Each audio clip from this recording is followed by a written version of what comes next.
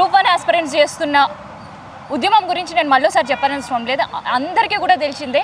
So ఒక్కసారి వాళ్ళతో మాట్లాడదాం, వాళ్ళ పరిస్థితి ఎట్లా ఉంది ఇవాళ అనేది, అండ్ ఈ ఉద్యమాన్ని ఎట్లా ముందుకు తీసుకోవాలి. ఎందుకంటే సోమవారం నుంచి వాళ్ళకి ఎగ్జామ్స్ కూడా ఉండే పరిస్థితి ఉంది కదా.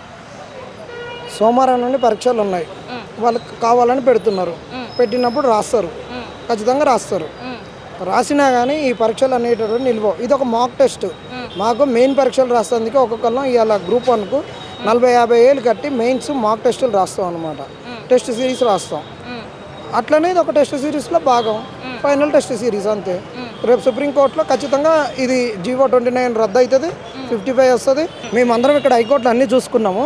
నిన్న మొన్న ఇక్కడ ధర్నాలు రాస్తారోకులు చేయాలి కాబట్టి ఇక్కడ ఉన్నటువంటి పిల్లలకు అందరం ఇక్కడ లీడ్ చేసేటటువంటి వాళ్ళని ఢిల్లీకి పోవడం ఇబ్బంది, ఇక్కడ ఉన్న వాళ్ళకి ఇబ్బంది అవుతుంది కాబట్టి మా మిత్రుడిని ఇంద్రాన్ని కూడా ఢిల్లీకి పంపించినాం. ఢిల్లీలో సుప్రీంకోర్టులో ఎస్ఎల్పి వేసి వాళ్ళు నైటే వచ్చారు. ఎల్లుండి మధ్యాహ్నానికి వరకు బెంచ్ మీదకి వస్తుంది సుప్రీంకోర్టులో. ఖచ్చితంగా మాకు అది ప్రధాన న్యాయమూర్తి గారు బెంచ్ మీదకే వెళ్ళింది కాబట్టి అది చాలా కాన్స్టిట్యూషనల్ ప్రొవిజన్స్తో కూడుకున్నటువంటి కేసు కాబట్టి ఇమీడియట్గా జడ్జిమెంట్ వస్తుంది. ఎగ్జామ్ జరుగుతున్నాయి కాబట్టి 100% ఒక ఎగ్జామ్స్ రాసి ఉద్యోగాలు చేసినటువంటి వాళ్ళే ఏపీలో 2 సంవత్సరాలకు క్యాన్సిల్ అయింది. ఒక్క ఎగ్జామ్ రాసినాక రద్దు కాకపోవడానికి ఏముంది, అది మధ్యాహ్నానికే 100% రద్దు అవుతుంది. దానికి ఏం లేదు. Mock test Revanth Reddy public service commission ఒక మాక్ టెస్ట్లో సర్వీస్ కమిషన్గా పెట్టిన అంతే.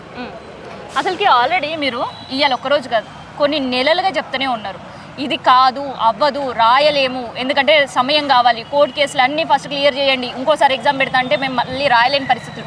ఎందుకు ఇంత మొండి వైఖరిగా పోతున్నారు అనుకుంటున్నారు సర్కార్? తెలుసా, తెలియకనా, లేదంటే కావాలని? ఇలా 2 వర్షన్లు ఉన్నాయి. రేవంత్ రెడ్డిని నమ్ముకున్నటువంటి వాళ్ళు వేం నరేందర్ రెడ్డికి డేటా ఇచ్చేటటువంటి వాళ్ళు బల్మూర్ వెంకట్ రియాజు. వీళ్ళిద్దరు అశోక్ నగర్కు పట్టినటువంటి చీడ పిచాచులు. కానీ ప్రభుత్వానికి ఏమనుకుంటారంటే మా ప్రభుత్వాన్ని నిరుద్యోగులను మోస్తున్నటువంటి ఒక కుడి ఎడమ భుజాలు అనుకుంటారు. కానీ ఆయనకు పదవి రాగానే ఆయనేమో అందరికాడ సన్మానాలు చేసుకుంటూ తిరుగుతుండు. ఈయనేమో ఎమ్మెల్సీ రాగానే ఈయన వ్యాపారాలు ఈయన చేసుకుంటూ తిరుగుతున్నాడు. కానీ నిజంగా నిరుద్యోగులకు ఏమున్నది అనేది చెప్పలేకపోతున్నారు. వీళ్ళు ఒకటే అన్నీ వస్తూనే ఉంటాయి, పోతూనే ఉంటాయి, ఎగ్జామ్ పెట్టాలి, మా కాంగ్రెస్లో ఇవ్వాలి. Indiramma date of birth, Indiramma పుట్టినరోజు ఇలా తెలంగాణ నిరుద్యోగులకు శాపంగా మారిందా? మరి మేము తెలంగాణ ఇచ్చినప్పుడు సోనియా గాంధీని తల్లి తెలంగాణ అనుకున్నాం, సోనియమ్మ తెలంగాణ బిడ్డలకు తల్లి అనుకున్నాం. మరి తల్లి యొక్క పుట్టినరోజు కొడుకులకు శాపంగా మారుతుందా? ఆమె పుట్టినరోజు డిసెంబర్ 9 రోజు ఉద్యోగాలు ఇవ్వాలని చెప్పేసి ఇంత వేగంగా పెట్టడానికి ఏంది? ఈ వేగంలో కూడా తప్పుల తడకలన్నమాట. ఈ వేగంలో అక్రమాలకు అవకాశం ఉంది, ఈ వేగంలో అక్రమాలు జరుగుతున్నాయి అనడానికి చాలా నిదర్శనాలు ఉన్నాయి. వాళ్ళు ఫస్ట్ నుండి తెచ్చిన కుట్రలో భాగంగా జీవో 29 అయితేంది, వాళ్ళు ఆ రోజు ఎగ్జామ్ మేము ప్రిలిమ్స్లో పోస్ట్పోన్ చేస్తామని చేయకుండా నమ్మించి మోసం చేయడము, ఆ రోజు నోటిఫికేషన్ రద్దు చేయొద్దంటే రద్దు చేయడము, 60 పోస్టులను యాడండం ద్వారా కలపాల్సింది నోటిఫికేషన్ రద్దు చేసి కలపడము, దాని తర్వాత ప్రిలిమ్స్ రిజల్ట్లో కూడా ఇచ్చినటువంటి నెంబర్కి ఈరోజు హాల్ టికెట్ నెంబర్లకు తేడా ఉండడము, ప్రిలిమ్స్ హాల్ టికెట్కు మెయిన్స్ హాల్ టికెట్ నెంబర్లకు తేడాలు ఉండడము, ఇవన్నీ కూడా చూస్తే ఖచ్చితంగా వీళ్ళు అమ్ముకుంటున్నారు అనేటువంటి తెలుస్తున్నది.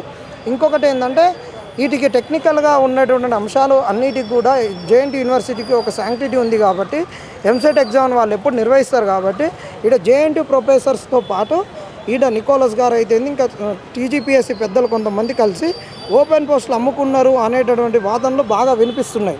ఇన్ని అక్రమాలలో ఈ వాదనలు వినిపించడంతో పిల్లలకు గతంలోనే ఒకసారి పేపర్ లీక్ అయ్యి అమ్ముడు పోయింది కాబట్టి వీటన్నిటి నడుమ పిల్లలకు చాలా అభద్రతా భావం వచ్చింది. అది వాస్తవం.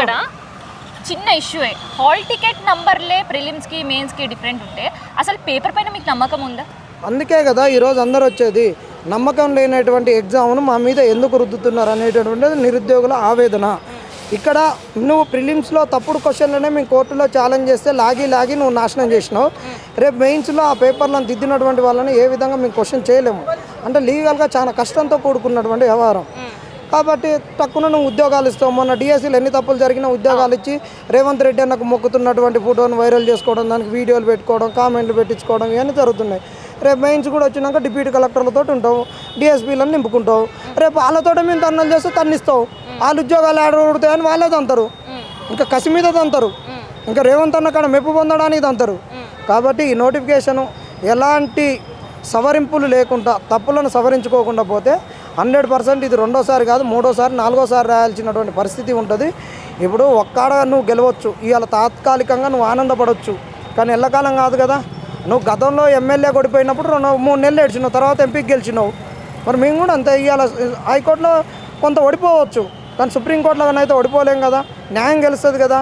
ఈడ నీకు న్యాయ సూత్రాలను అప్లై చేయడంలో మీరు ఎంత విఫలమైనారు, మీ కోర్టులో మీరు చేసినటువంటి దుర్మార్గమైన చర్యలేందో ఈరోజు ప్రపంచం మొత్తం చూసింది. మీరు తెలుగు అకాడమీని ప్రమాణికం కాదని చెప్పడం, వికీపీడియాని ప్రమాణికం చేసుకోవడము, నువ్వు చెప్పినటువంటిది లేట్ వచ్చినావు కాబట్టి అన్యాయం కూడా న్యాయం అవుతుందని చెప్పడము, తప్పుడు క్వశ్చన్లకు ఇంతమంది ఆబ్జెక్షన్ చెప్పలేదని చెప్పడము, ఇవన్నీ బేస్లెస్ ఆటితోటి నువ్వు ఇక ఎట్ట చేసుకున్నావో ఏం చేసుకున్నావో మరి ఇక చేసుకొని గెలిచినావు. ఇక మేము దాని గురించి ఎక్కువ మాట్లాడడం కూడా. కోర్టులో కూడా అన్యాయం చేసిరా సర్కారే మీకు? అన్యాయం చేసింది. ఎట్లా చేసిందంటే నువ్వు లాస్ట్ వరకు అఫిడవిట్ కౌంటర్లు ఇవ్వకపోవడము, లేట్ వచ్చిరని మమ్మల్ని లేట్ వచ్చిరని చెప్పడం, వాళ్ళు లేట్ కౌంటర్ ఇవ్వడం. మరి వాళ్ళకు ఇదంతా ఒక టెక్నికల్గా కావాలని చేసుకున్నారు. కోర్టులో లాస్ట్ వరకు తీసుకొని వచ్చి లాస్ట్కి ఒకటే అంటారు, ఎల్లుండి ఎగ్జాము, ఈరోజు 90%, 95% హాల్ టికెట్లు డౌన్లోడ్ చేసుకున్నారు కాబట్టి వీళ్ళు ఎగ్జామ్ రాయడానికి సుముఖం, అంతే అట్లా చెప్తారు. మరి ఎక్కడ నిల్వవు ఈ వాదనలు అనేటటువంటి అన్ని దిక్కులలో నిల్వవు. ఈ ఉద్యమంలో మీ పైన దాడులు కూడా జరిగినాయి అన్నారు, వాస్తవమేనా? వాస్తవం. ఇగో నా చేతికి ఇగో మొన్న ఇక్కడ సీతయ్య గారే సిఐ గారు ఇగో ఇక్కడ లాఠీతోటి కొట్టడము, ఇక్కడ అన్ని చేయడము, లోపల ఇవన్నీ వెహికల్ వేసినాక కడుపులో టాస్క్ ఫోర్స్ లేచి పిసుకడము, నీళ్లు లేవని కిందికి దూకినా కానీ ఇష్టం వచ్చినట్టు కొట్టడం అవన్నీ జరిగినాయి. ఆడపిల్లలను కూడా బట్టలు చింపడము, మగపిల్లగాళ్ళను కూడా కొట్టడము, ఆడపిల్లల హాస్టళ్ళల్లో ఉరకడము. ఏదో నీకు సిఆర్పిఎఫ్ వాళ్ళు అంటే వానికి భాష రాదు, ఏమి రాదు, వానికి సెంట్రల్లో ఒక కమాండ్ ఇస్తాడు, చేస్తాడు. మరి తెలుగు అని నీకేం పుట్టింది? తెలుగు ఆడపడుచులే కదా, నీ అక్క చెల్లెలే కదా, వాళ్ళ గురించి తెలియదా? వాళ్ళ హాస్టళ్ళలో ఎట్టుకు కొడతారు. ఏదన్నా కొద్దిగా కామన్ సెన్స్ అనేది ఉండాలి. ఇవాళ అధికారం వచ్చింది కానీ చెలవిడితనం చేయడం అనేది కరెక్ట్ కాదు వీళ్ళు. అయితే ఈ ఉద్యమం తెలంగాణలోకి ఏం కొత్త కాదు, గతంలో కూడా మస్తు ఉద్యమాలు చేసినాం, రాష్ట్రం సాధించుకుంది కూడా ఉద్యమాలతో. గత ప్రభుత్వంలో ఉద్యమాలు చేసినప్పుడు ఇట్లాంటి పరిస్థితి ఉండేనా మీకు? అట్లీస్ట్ ఏ ప్రభుత్వంలోనైనా ఉంటాయి కానీ ఇంత దారుణంగా దాష్టికానికి అయితే వాళ్ళు ఒడిగట్టలేదు, ఉద్యమాల మీద ఒడిగట్టలేదు. మేము చేసినప్పుడు ఇదే పేపర్ లీక్ అయినప్పుడు చేస్తే 2 రోజులలో మూసేటటువంటి వాళ్ళు. ఇదే ప్రవళిక 7 గంటల చనిపోతే 9 గంటల వరకు డెడ్ బాడీని హాస్టల్లోనే ఉంచినాం. 8:30 నుంచి 9 వరకు పీక్ అందుకుంది.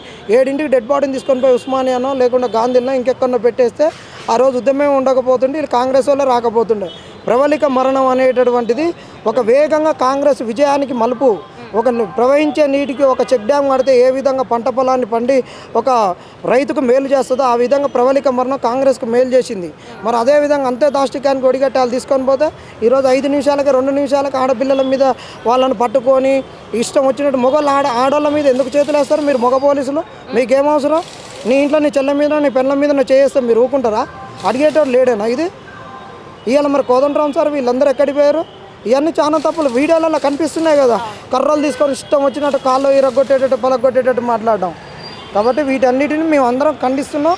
కాంగ్రెస్ ఇప్పటికైనా సాయంత్రం వరకు వెబ్ నోట్ ఇవ్వడం అనేది చాలా మంచిది. ఇవ్వకపోతే మాత్రం ఇది మరో బంగ్లాదేశ్ కాబోతుంది రిజర్వేషన్ల బేస్డ్గా.